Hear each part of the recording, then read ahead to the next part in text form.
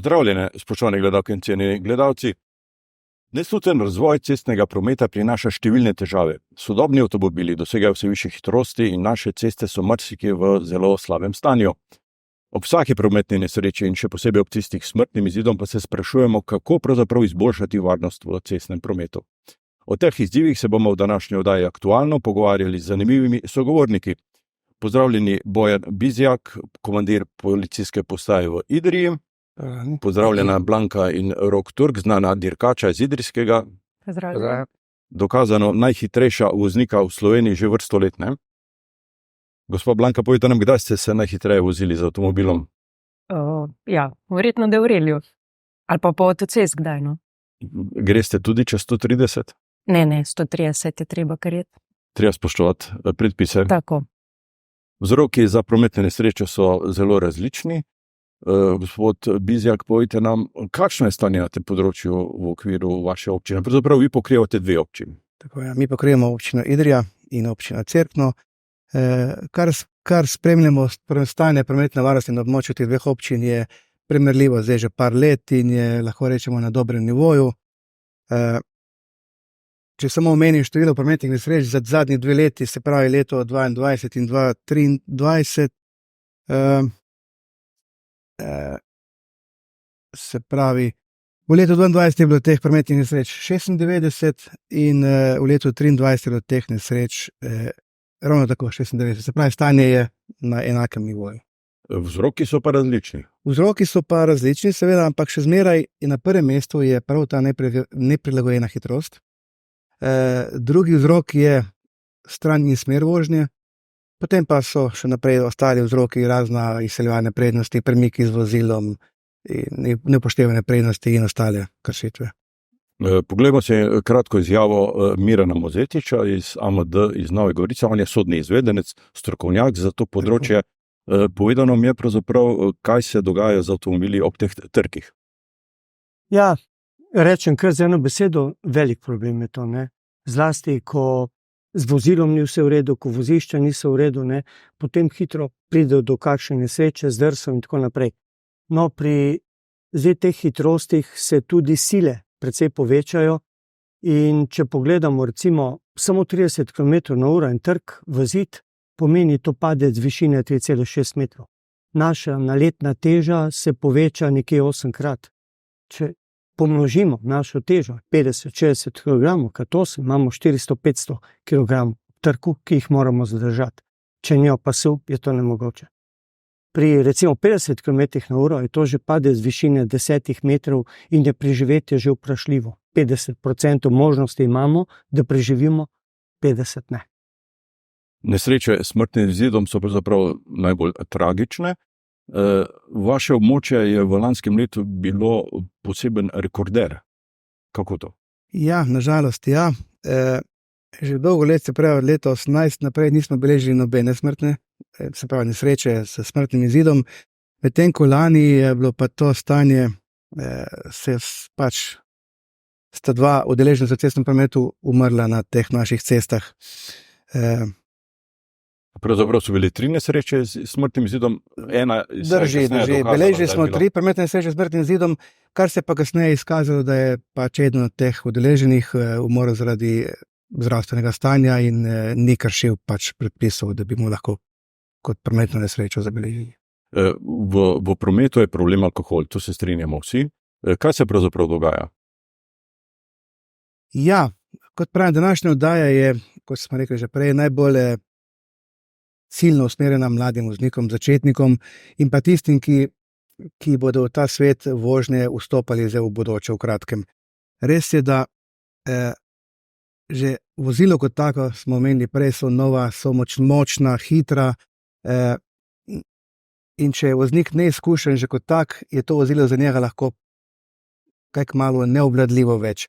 Če pa temu dodamo še alkohol, vemo, kako alkohol vpliva na stanje voznika, zmanjša reakcijske čase, vidnost zaznavanja je slabša, oža se odzorni kot voznika. Definitivno alkohol ni za na vozišče in kot že več let preventivno delujemo in predlagamo mladim in ostalim udeležencem, naj, če že grejo na neko zabavo, na neko karkoli. In če se že popije alkohol, naj si uredijo nek prevoz za nazaj. Naj saj, če so v 3-4, naj eden od tistih se ti dan, da moraš žrtvuje in ta dan ne pije in naj jih varno, da mu pripelje. To je pomembno, namreč v državnem merilu vsaka 4. smrtna žrtev v prometu je povezana z alkoholom. Ja, alkohol kot nek sekundarni vzrok je dejansko kar prisoten v prometnih nesrečah. Moram reči, da na našem območju smo opravljamo redne preskuse alkoholiziranosti, zato ker pač naš cilj je ta, da bi zagotovili čim večjo stopnjo pričakovanosti. Se pravi, da bo nekdo na nekem mestu zaustavljen in tudi preskušen z alkotestom. Ne. Kaj to pomeni? To pomeni to, da ljudje že preden sedajo v avto, je ta stopnja visoka in pričakujejo, da bodo zaustavljeni in mogoče nekoga tudi odvrnemo od tega, da bi sedel pijan za volan in nadaljeval svojo vožnjo in pa je ne dokončal, recimo celo. Tako da jaz imam tle podatek, koliko smo teh preskusov opravili lani in predlani, ter tudi koliko je bilo od tega pozitivnih rezultatov. V letu 2022 smo opravili 2260 preskusov alkoholiziranosti, pozitivnih je bilo 92. Se pravi, nekaj je, lahko bilo manj, ni pa to spet neka alarmantna zadeva.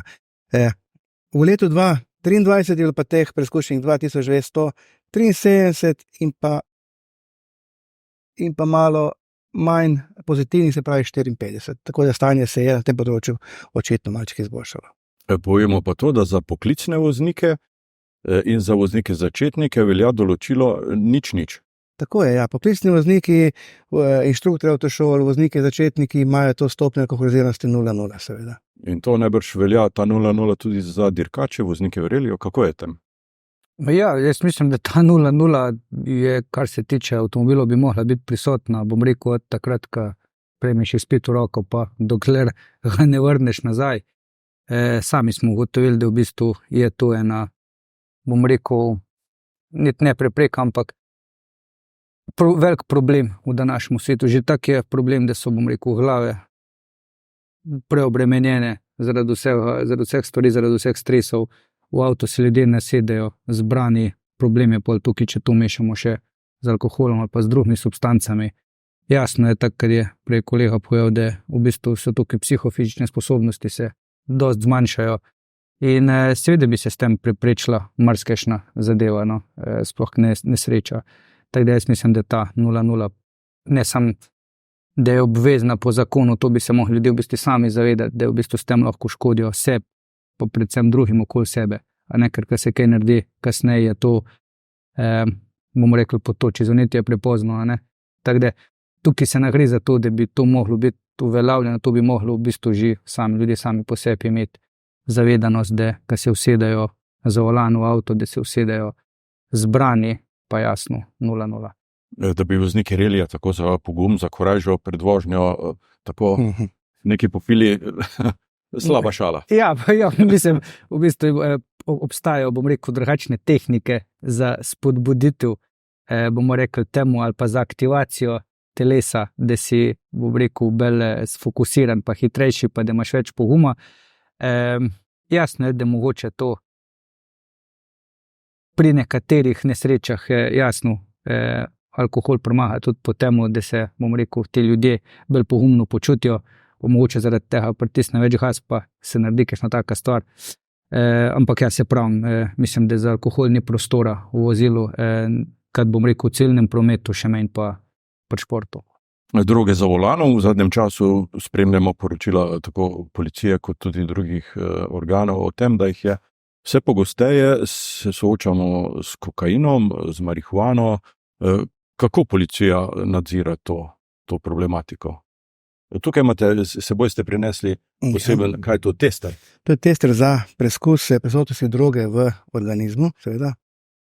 Ja, z drogo je pa tako, ne, zdaj modern čas narekuje tudi novejše, modernejše oblike substanc, ki vplivajo na počutje, na psihoaktivno stanje voznika in policisti med drugim, se pravi, poleg alkohola ugotavljamo tudi prisotnost drog med vožnjo. Zato je namenjen ta prav tester, seveda, ki na podlagi sline voznika potem reagira in pokaže pač prisotnost raznih substanc v tej slini. Na podlagi tega se potem voznik lahko odloči, ali se z rezultatom seveda strinja, ali pa ima možnost tudi iti še na strokovni pregled, kjer se potem z analizo krvi in urina potrdi, oziroma lahko tudi ne, da je pač ta substanca prepovedana v organizmu, in s tem potem sledijo ustrezni ukrepi naprej. Če pa zavrne odhod k zdravniku, to pomeni, da je priznal krivdo. Ja, če zavrne ta strokovni pregled, potem se avtomatsko ne da se šteje, kot da je pozitiven, šteje se, da je odklonil, in to je že sankcija, ki pač posledično pomeni prenehanje veljavnosti vozniškega dovoljenja in globa kar 1200 evrov, se pravi huda sankcija za to. No. Zanimivi so podatki, ki jih je zbrala Agencija za varnost v prometu v svoji raziskavi. Tako so zapisali, vsak tretji udeleženec je že užival prepovedane droge. 8% vprašanih je pod vplivom droge že sedlo za volan. Med slovenskimi vozniki pa so najpogosteje prisotne droga marihuana 89%, sledi kokain 14%, amfetamini, ekstazi, gobice, LSD, pomirjevala v manjših odstotkih in tudi metadon. Vsak tretji voznik je vozil pod vplivom droge, pa je to počel redno, vsaj 3-krat na mesec. To postaje resen družbeni problem. Ja, s tem problemom se soočamo, morali bomo temu posvetiti vsekakor več pozornosti, in kot sem rekel, voznik, ki kaže neke znake, bi rekel, nezanesljivosti, čudnega vedenja, povečane zenice, pač neke druge simptome, ki jih kaže osebe pod vplivom mamil, jih najprej preskušamo seveda z alkotestom. Če je ta alkotest, ponovadi je ta alkotest negativen, potem obstaja sum, da je z voznikom nekaj drugega narobe, in takrat pristopimo v nadaljevanju tudi na test za droge in potem to potrdimo ali pa tudi ne. No. Na območju policijske uprave Nova Gorica, severnoprimorska regija, ste policisti v lanskem letu opravili 168 takih pregledov. 112 voznikom ste odredili strokovni pregled in pozitivnih je bilo 19 na tem strokovnem pregledu. Držijo te podatke? Drži, te podatke so točni, tudi moje so taki, tako da ja. Zasegi avtomobilov, včasih zasežete tudi avtomobil, v katerih primerih? Ja, avtomobil se zaseže v primeru, najbolj enostaven je, če voznik nima vozniškega dovoljenja. To je že pogoj, da se vozilo zaseže. Voznika se predlaga v postopek k sodniku na sodišče, v okrajno sodišče. Vozilo se potem ali v nadaljevanju vrne ali pa tudi ne, lahko gre v prodajo. Vozilo se vrne ponovadi v primeru, kadar vozilo ni last tega, ki je vozil. Se pravi, da mu je vozilo nekdo posodil, nekdo dal na uporabo, takrat se vozilo pravilno vrne. Tudi če je vozilo novejše, boljše kvalitete, se vozilo ne uničuje, ampak se ga vrača in se pa zagotovi z drugimi načini, da se ta voznik ne vrne več na cesto, dokler ne izpolnjuje pogojev za to. Niso pa redki primeri tudi, ko so med vzroki za nesreče slabe ceste. Ja.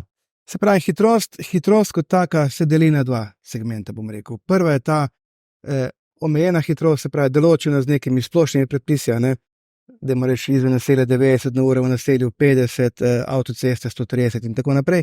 Ta druga je pa ta prav neprilagojena.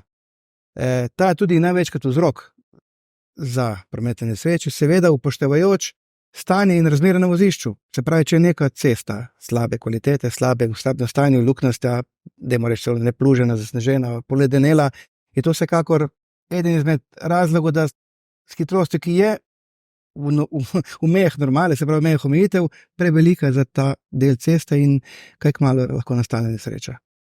Poglejmo, kaj je župan občine Idrija Tomaž Švencl povedal o kakovosti cest na območju njihove občine. Ja, v varnosti v cestnem prometu veliko pripomore tudi, bomo rekli, kakovost samih cestišč. Kot vsi vemo, ravno najboljša v naši občini niso ta cestišča, kakor po večini slovenskih občin. In tudi tiskih reke v tujino bo videl, da povsod v hribovitem in alpskem svetu ceste niso vse gladke in na novo črne. Ja, varnost na cesti je zelo odvisna od kakovosti samih cestišč, predvsem pa od uporabnikov, se pravi od voznikov. Pri voznikih je pa najbolj pomembno, da vozijo po cestah v, bi rekel, popolnem psihofizičnem stanju, se pravi brez vpliva alkohola, mamil in tudi, bomo rekli, drugače fizično zdravi. Kakovost cest je torej včasih problem, kot pravi naš župan. Sta se vidva kdaj srečala s situacijo, ko je bila tudi slaba cesta kriva za slabši rezultat? Mislim, seveda, lahko, bom rekel, če je slabše cestišče, lahko to bo troje, kakšni prebiti pneumatiki več, ali to, če so kakšne luknje, kakšne take stvari. Ok, vseeno moramo reči, da so, bom rekel, naši avti malo drugačkrat, bom rekel, sami civilni avti prirejeni za to v bistvu, ne. Tudi gume so, bom rekel, več zdržijo, več teh luknj lahko kasirajo, pa zdržijo. Ampak ja, kdaj te počaka, kakšna luknja, ni mu zdaj zmeraj, bom rekel, kriv cestišče. Je pa dejstvo, da sigurno imaš na, bom rekel, na boljših prohah, na boljšem gripu asfalta, se pravi boljšem oprijemu, lahko boljšo linijo, hitrejšo na teh, bom rekel, slabših cestah. Moraš biti dosti bolj pozoren na take pasti, seveda, da ne pride do kakšne predrte pneumatike in s tem posledično izguba časa. Ampak ja, čeprav mislim, da za nas, kar se tiče športa, je, bomo rekli, ni neke hude razlike, no.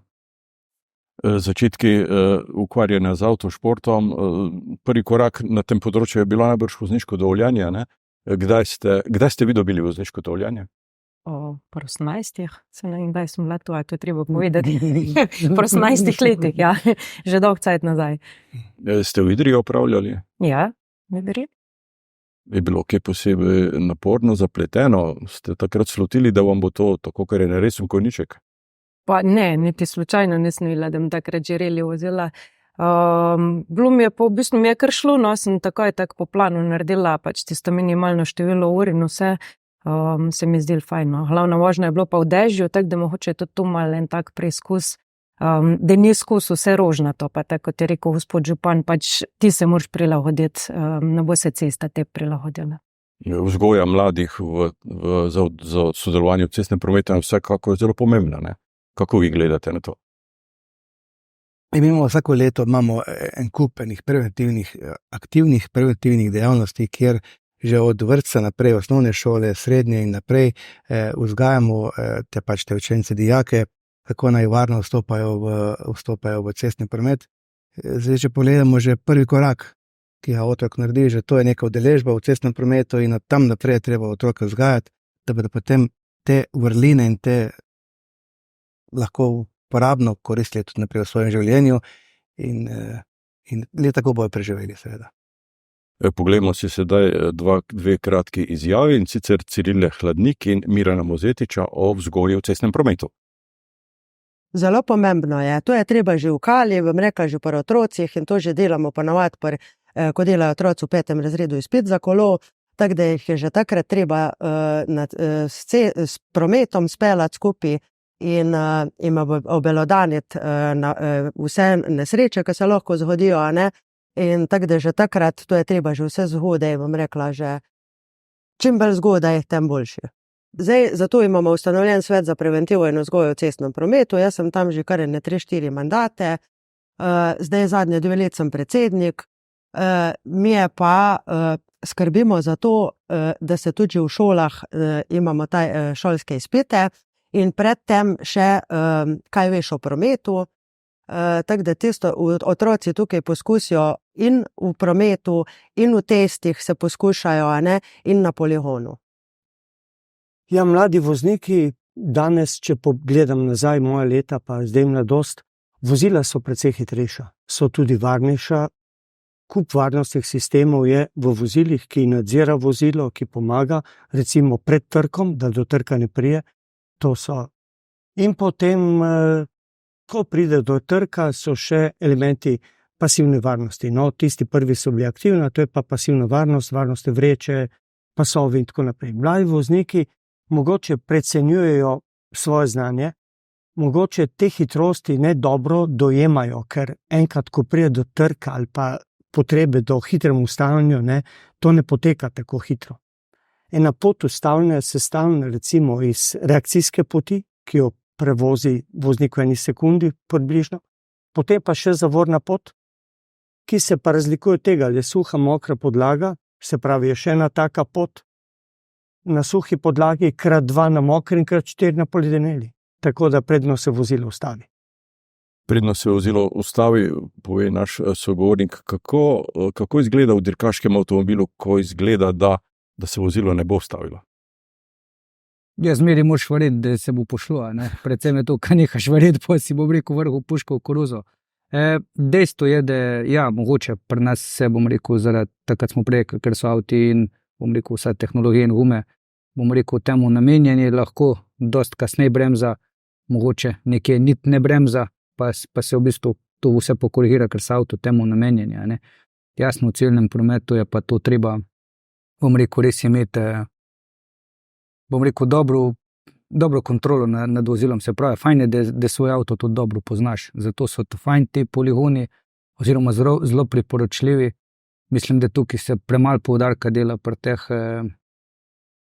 upravljenih vozniških izpitih, ko so ti poligoni, bom nekako rekel, oziroma ta učna ura, učno dopoldne na poligonu obvezno, da tam res prideš s svojim avtom, ti v bistvu svoj avto poznaš, takrat, ko si bil majhen, ko si poznal svoje kolo, kad si se učil host od začetka, v bistvu, da si spoznal svoje noge, kaj ti dovoljujo, tako je dobro, da tudi avti, tako je bilo rečeno, avti so novejši zaradi več varnosti, se pravi, so tudi težji, se pravi, premikamo večjo maso, bom rekel, z večjo hitrostjo, ne. To pomeni, seveda to dosti težji danes ustaviti, seveda so zavore boljše, če pogledamo včasih avti, ko so imeli po 600-700 kil, je bilo to, bom rekel, enkrat manj, kot danes, ko imamo avto, ko ima tono 400, ko ga je treba ustaviti, ne. In ta sila naredi svoje.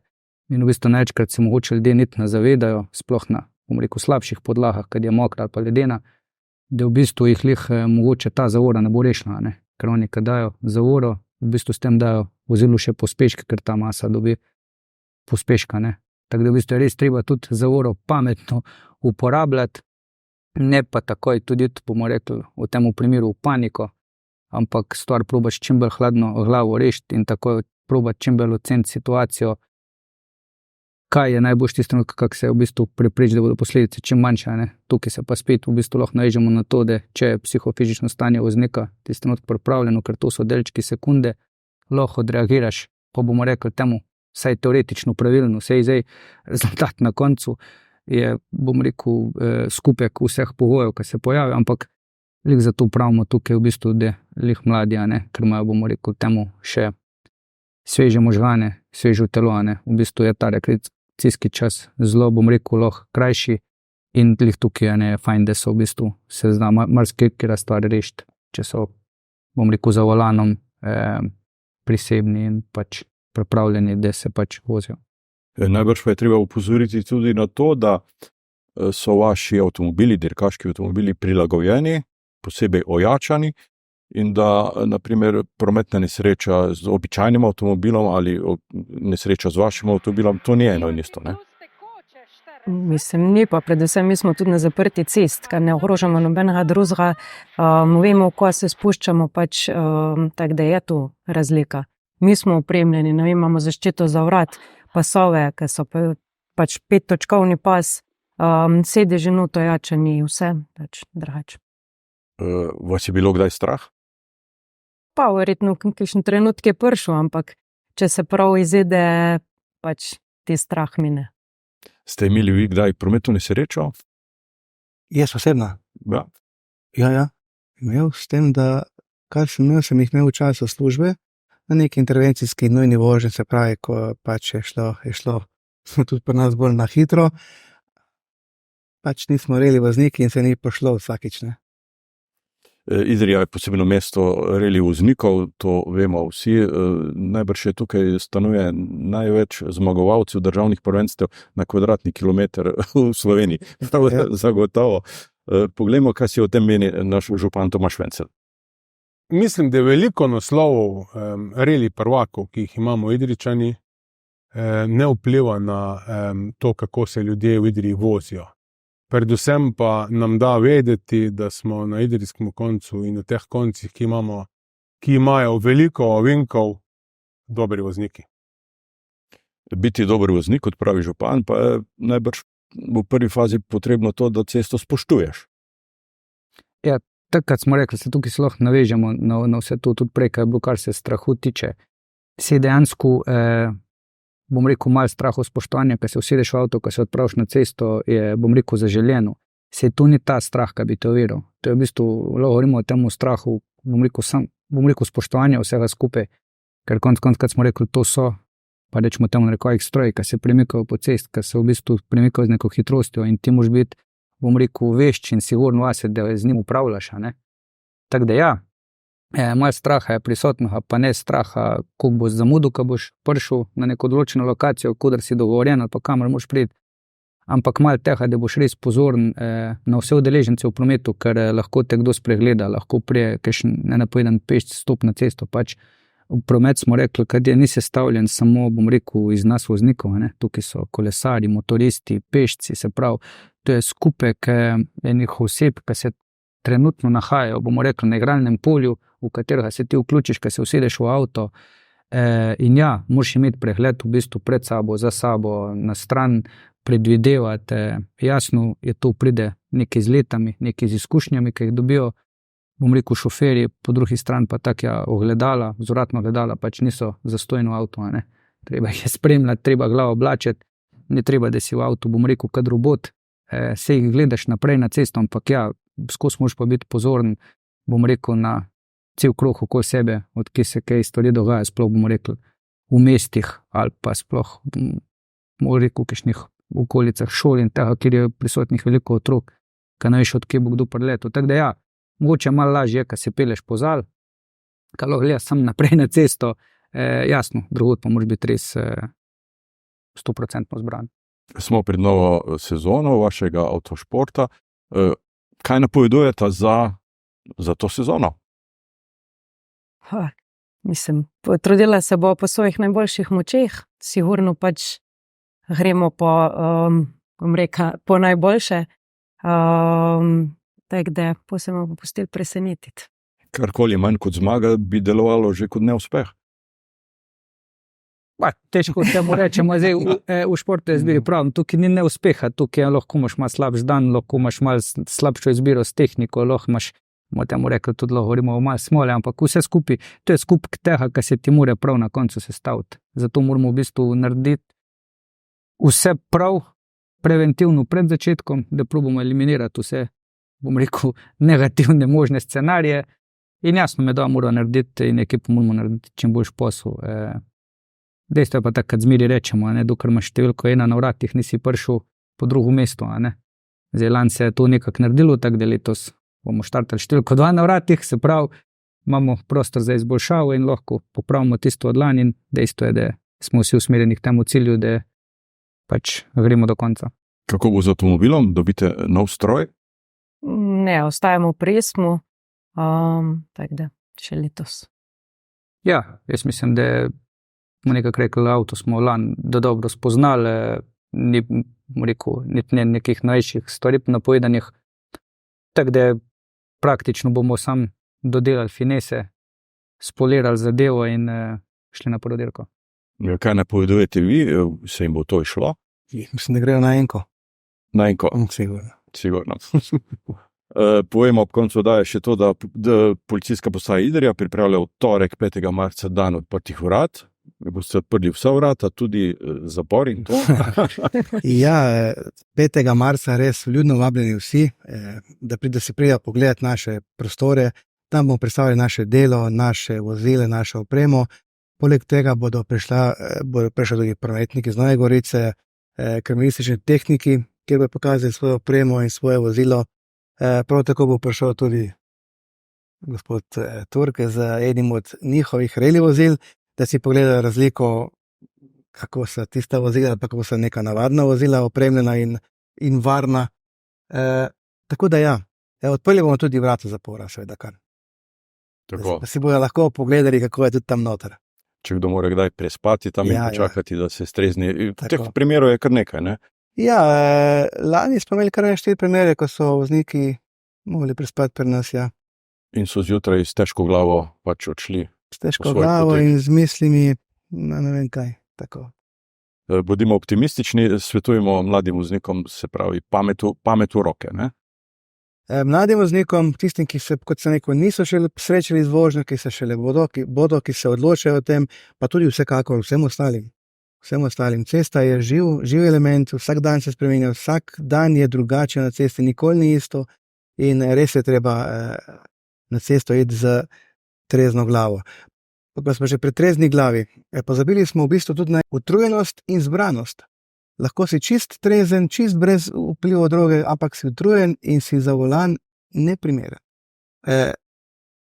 Vam dajemo razmislek, recimo, kolikokrat ste šel v službo, dajmo reči iz Idrije v Cerkno, in ste imeli v glavi, kaj sem danes v službi naredil, kaj bi še mogel narediti, a sem to dobro naredil, a nisem to dobro naredil. In ko priješ domov, niti ne veš, kje si se peljal, kako si se peljal, nič ne veš. Ne veš oko sebe, kaj se dogaja. Mislim, da nas je takih. To je problem pri utrujenosti. Pri utrujenosti in pri nezbranosti sploh. No. Tako. To bi morali vozniki zelo. Vozniki bomo to sam pri sebi, to se pač ne da meriti, to je res od vsega posameznika, da se s tem sooči sam kot tak in da če si utrujen, nisi do tam. Nisi primeren za vožnjo. Tako. Bojan Bizjak, načelnik policijske postaje Idrija, Rok Turk in Blanka Vecin, legendi avtošporta. Hvala vsem trem za obisk v našem studiu in hvala za sodelovanje v tej oddaji.